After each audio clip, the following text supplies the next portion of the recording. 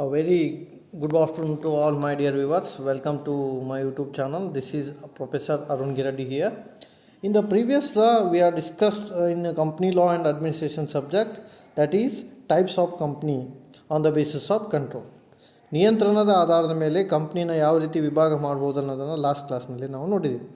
In today's class, we would like to extend the same part, that is types of company on the basis of ownership ಅಂತ ನಾವಲ್ಲಿ ಕರಿತೀವಿ. Ownership ಅಂದ್ರೆ ಏನ್ರಿ, ಮಾಲೀಕತ್ವದ ಆಧಾರದ ಮೇಲೆ ಕಂಪ್ನಿನ ನಾವು ಯಾವ ರೀತಿ ಡಿವೈಡ್ ಮಾಡಬಹುದು ಅನ್ನೋದನ್ನು ನಾವು ಇವತ್ತಿನ ಕ್ಲಾಸ್ನಲ್ಲಿ ನೋಡೋಣ. So on the basis of ownership, the number one first company is government company. Government means ಸರ್ಕಾರಿ ಕಂಪ್ನಿ ಅಂತ ನಾವಲ್ಲಿ ಕರಿತೀವಿ. So what is a section of a government company? 2 subsection 45 of 2013 act. ಕಲಮು 2 ಮತ್ತು 45 2013 ಕಾಯ್ದೆಯ ಅನ್ವಯ ಅಂತ ನಾವಲ್ಲಿ ಕರಿತು. According to section 245 of 2013 act, how the company is divide will discuss. First thing, government company means it is a company which 51%, this word is very important, 51% or more paid up capital is held by the central government or one of the state government or partly by central government and partly by state government is called as government company ಅಂತ ಕರೀತೀವಿ. ಇದು very clear and very important. ಈ word ಭಾಳ ಮುಖ್ಯ ನೋಡಿ. 51% government company ಅಂದರೆ ಏನು ರೀ? ಪ್ರತಿಶತ 51 ಬಂಡವಾಳವನ್ನು, 51, ಈ ವರ್ಡ್ ಬಹಳ ಮುಖ್ಯ, 51% ಬಂಡವಾಳವನ್ನು ಕೇಂದ್ರ ಸರ್ಕಾರ ಆಗಲಿ ಅಥವಾ ರಾಜ್ಯ ಸರ್ಕಾರವಾಗಲಿ ಅಥವಾ ಅರ್ಧ ಕೇಂದ್ರ ಸರ್ಕಾರ ಇನ್ನರ್ಧ ರಾಜ್ಯ ಸರ್ಕಾರಗಳು ಕೂಡಿಕೊಂಡು ಸ್ಥಾಪನೆ ಮಾಡಿದರೆ ಅದಕ್ಕೆ ಯಾವ ಕಂಪ್ನಿ ಅಂತ ಕರಿತೀವಿ? ಸರ್ಕಾರಿ ಕಂಪ್ನಿ ಅಂತ ಕರಿತೀವಿ. ನೋಡಿ, ಇಲ್ಲಿ 3 ವರ್ಡ್ ನೆನಪಿಟ್ಕೋಬೇಕು. Either 51% is held by central government itself or by state government or half by state government and half by central government is called as government company ಅಂತ ನಾವಲ್ಲಿ ಕರಿತೀವಿ. Will take one example. 51% ಇದೊಂದು example ತಗೋಣ. 26, 25 ಇದೊಂದು example ತಗೋಣ. So what is the definition of government company? The company is one which is at least 51% capital is held by central government. ನೋಡಿರಿ, 51% ಬಂಡವಾಳ ಯಾರು ಹೊಂದಿರ್ಬೇಕ್ರಿ? ಕೇಂದ್ರ ಸರ್ಕಾರ. ಅಥವಾ ಹಾಫ್ ಬೈ ಸ್ಟೇಟ್ ಗೌರ್ಮೆಂಟ್ ಅಂದರೆ ಏನು ರೀ? ಅರ್ಧ ರಾಜ್ಯ ಸರ್ಕಾರಗಳು ಇನ್ನರ್ಧ ಕೇಂದ್ರ ಸರ್ಕಾರ ಕೂಡಿ ಮಾಡ್ಬೋದು, ಅಥವಾ ಬೇರೆ ಬೇರೆ ರಾಜ್ಯ ಸರ್ಕಾರಗಳು ಕೂಡಿ ಕೂಡ ಮಾಡ್ಬೋದು. 26 ಕರ್ನಾಟಕ ಗೌರ್ಮೆಂಟ್, 25 ತಮಿಳುನಾಡು ಗೌರ್ಮೆಂಟ್ ಕೂಡಿ ಮಾಡಿದ್ರು ಕೂಡ ಅದು ಗೌರ್ಮೆಂಟ್ ಕಂಪ್ನಿ ಆಗುತ್ತೆ. ಸೊ ಏನಂತಾರೆ ಗೌರ್ಮೆಂಟ್ ಕಂಪ್ನಿ ಅಂದರೆ? It is a one which at least 51% capital is done by either central government or by state governments and partly by central government and partly by state government is called as government company. ಸರ್ಕಾರಿ company ಅಂದರೆ 51% ಬಂಡವಾಳವನ್ನು ಕೇಂದ್ರ ಸರ್ಕಾರವಾಗಲಿ ಅಥವಾ ರಾಜ್ಯ ಸರ್ಕಾರಗಳಾಗಲಿ ಅಥವಾ ಅರ್ಧ ಕೇಂದ್ರ ಸರ್ಕಾರ ಇನ್ನರ್ಧ ರಾಜ್ಯ ಸರ್ಕಾರಗಳು ಕೂಡಿಕೊಂಡು ವ್ಯವಹಾರ ನಿರ್ವಹಿಸಿದರೆ ಅದಕ್ಕೆ ನಾವೇನಂತ ಕರಿತೀವಿ? ಸರ್ಕಾರಿ ಕಂಪ್ನಿ ಅಂತ ಕರಿತೀವಿ. So what are the features of government company? They are given very clearly. Meaning ಒಳಗೆ ಬರ್ತೈತೆ ಅದು. Government company is registered with registrar of a company ಅಂತ ಕರಿತೀವಿ. ಅಂದ್ರೆ ನೋಂದಾವಣಾಧಿಕಾರಿಯ ಮುಖಾಂತರ ಈ ಕಂಪ್ನಿಯನ್ನು ಏನು ಮಾಡಿರ್ತಾರೆ? ನೋಂದಾಯಿಸಿರುತ್ತಾರೆ. ನೋಂದಾವಣಾಧಿಕಾರಿ ಅಂತ ಕರಿತೀವಿ ನಾವು. Who is a registrar? Registrar is a person who is having authority to register any company in India. ಭಾರತದಲ್ಲಿ ಯಾವುದೇ ಕಂಪ್ನಿನ ನೋಂದಾವಣೆ ಮಾಡಬೇಕಂದ್ರೆ ಅದಕ್ಕೆ ಮುಖ್ಯ ಕಾರಣ ಯಾರಿರ್ತಾರೆ? ರಿಜಿಸ್ಟ್ರಾರ್. ಸೊ ಗೌರ್ಮೆಂಟ್ ಕಂಪ್ನಿ ಅಂತ ಕರೆಸ್ಕೋಬೇಕಂದ್ರೆ ಕಂಪಲ್ಸರಿ ಅದೇನು ಮಾಡ್ಬೇಕ್ರಿ? ರಿಜಿಸ್ಟ್ರೇಷನ್ ಮಾಡಬೇಕು. Number 2, the share is in the name of president or governor. So ಅಲ್ಲಿ ಕಂಪ್ನಿ ಶೇರು ಯಾರ ಹೆಸರಲ್ಲಿ ಇರ್ತೈತೆ? ಗವರ್ನರ್, ರಾಜ್ಯಪಾಲನ ಹೆಸರಲ್ಲಿ ಇರುತ್ತೆ ಅಥವಾ ಪ್ರೆಸಿಡೆಂಟ್ ಹೆಸರಿನಲ್ಲಿ ಇರುತ್ತೆ ಅಂತ ನಾವಲ್ಲಿ ಹೇಳ್ಬೋದು. So usually the share is belongs to government. Okay, ಸರ್ಕಾರಕ್ಕೆ ಸಂಬಂಧಪಟ್ಟಿರುತ್ತದೆ. ನಂಬರ್ 3, ಏನು ಫೀಚರ್ ಅಂದರೆ employees of government company are not civil servant. ಅಂದರೆ ಇಲ್ಲಿ ಕೆಲಸ ಮಾಡ್ತಕ್ಕಂಥ ಉದ್ಯೋಗಿಗಳು ಸಾಮಾನ್ಯ ಉದ್ಯೋಗಿಗಳಿರಲ್ಲ, ಸರ್ಕಾರಿ ಉದ್ಯೋಗಿಗಳಾಗಿರುತ್ತಾರೆ ಅಂತ ನಾವಲ್ಲಿ ಕರಿತೀವಿ. ಅಂದರೆ ಗೌರ್ಮೆಂಟ್ ಅಂಡರ್ಟೇಕಿಂಗ್ ಒಳಗೆ ಕೆಲಸ ಮಾಡ್ತಾರೆ. Number 3, auditor is appointed on the advisor of controller and auditor general of India. ಇದು ಸಂಸ್ಥೆ, ಇದು controller and auditor general of India. ಈ ಸಂಸ್ಥೆಯ ಮುಖಾಂತರ ಈ ಕಂಪ್ನಿಯ ಲೆಕ್ಕ ಪರಿಶೋಧಕರು ನೇಮಕವಾಗುತ್ತಾರೆ ಅಂತ ನಾವಲ್ಲಿ ಕರಿತೀವಿ. ಆಮೇಲೆ ಏನು ಫೀಚರ್ ಐತೆ ನೋಡ್ರಿ, ಆ್ಯನ್ಯುವಲ್ ರಿಪೋರ್ಟ್ಸ್ ಈ submitted to parliament. This word is very important. ಈ ವಾರ್ಷಿಕ ವರದಿಯನ್ನು ಸಂಸತ್ ಭವನಕ್ಕೆ ಸಲ್ಲಿಸಬೇಕು ನಾವು. ಪಾರ್ಲಿಮೆಂಟ್ ಅಂದರೆ ಏನ್ರಿ, ಸಂಸತ್ ಭವನಕ್ಕೆ ನಾವು ಸಲ್ಲಿಸಬೇಕು ಅಂತ ನಾವಲ್ಲಿ ಕರಿತೀವಿ government company.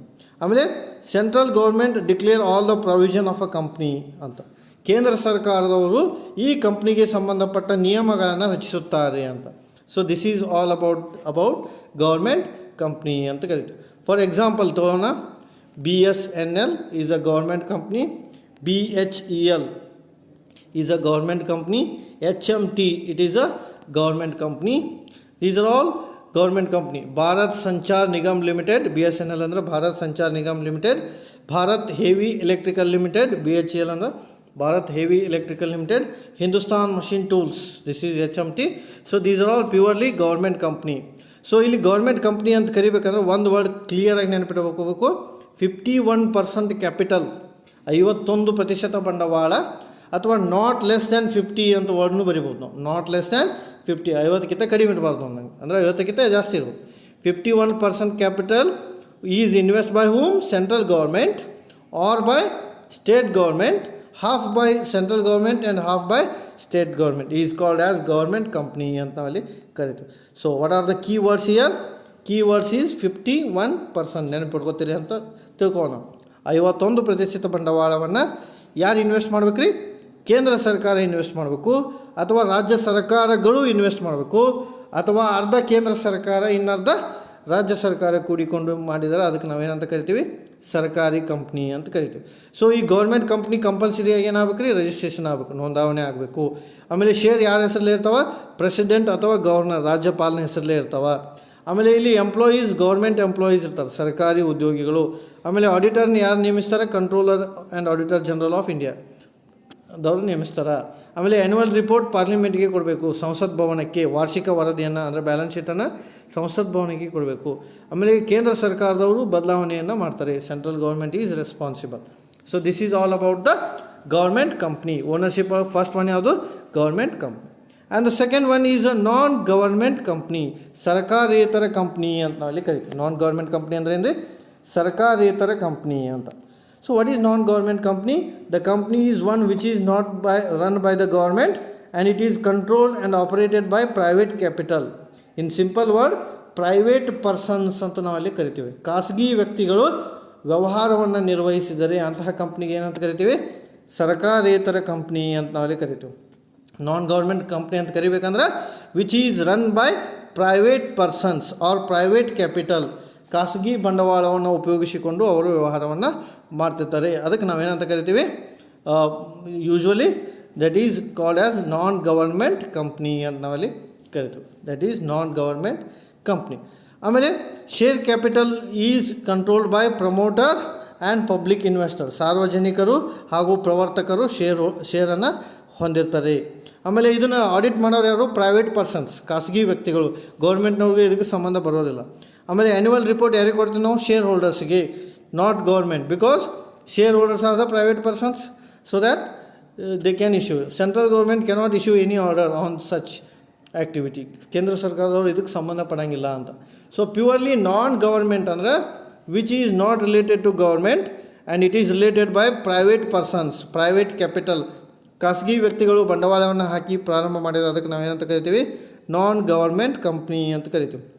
For example NGO, ಇದಕ್ಕೆ ಎಕ್ಸಾಂಪಲ್ ಬರಿಬೋದು. ನಾನ್ ಗವರ್ಮೆಂಟ್ ಆರ್ಗನೈಜೇಷನ್. ಇನ್ಫೋಸಿಸ್ದವ್ರು ಅದ, ವಿಪ್ರೋದವ್ರದ್ದು, ಪ್ರತಿಯೊಂದು ಕಂಪ್ನಿದವ್ರದ್ದು NGO ಇರ್ತಾವೆ. NGO ಅಂದರೆ ಅವ್ರದ್ದು ಮೂಲ ಉದ್ದೇಶ ಲಾಭ ಮಾಡ್ಕೋದಿರಂಗಿಲ್ಲ, which is considered to run the activity. So ವ್ಯವಹಾರವನ್ನು ಮಾಡೋದಿರುತ್ತೆ. That is called as non government company. ಅಂದರೆ ಇಲ್ಲಿ ಪಾಯಿಂಟ್ ಏನು ಅಂದರೆ ಪ್ರೈವೇಟ್ ಪರ್ಸನ್ಸ್ ನಡೆಸ್ತಿರ್ತಾರೆ ಅಂತ ಇಂಪಾರ್ಟೆಂಟ್. ಖಾಸಗಿ ವ್ಯಕ್ತಿಗಳು ಇಂತಹ ಕಂಪ್ನಿನ ರನ್ ಮಾಡ್ತಾರೆ. ಸೊ ಅದಕ್ಕೆ ನಾವೇನಂತ ಕರಿತೀವಿ? ನಾನ್ ಗವರ್ಮೆಂಟ್ ಕಂಪ್ನಿ ಅಂತ. ಆಮೇಲೆ ಇಲ್ಲಿ ಆಡಿಟರ್ ಕೂಡ ಪ್ರೈವೇಟ್ ಪರ್ಸನ್ಸ್ ಇರ್ತಾರೆ, ಲೆಕ್ಕ ಪರಿಶೋಧಕರು ಕೂಡ ಖಾಸಗಿ ವ್ಯಕ್ತಿಗಳಾಗಿರ್ತಾರೆ. ಆಮೇಲೆ ಇಲ್ಲಿ ಶೇರ್ ಹೋಲ್ಡರ್ಗೆ ಸಂಬಂಧಪಟ್ಟಿರ್ತಾರೆ. So these are all consideration in case of non government company.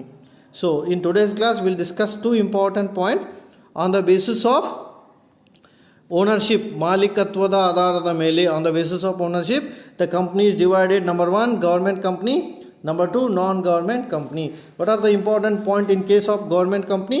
51% by central government or by state government, half by central government and half by state government is called as government company.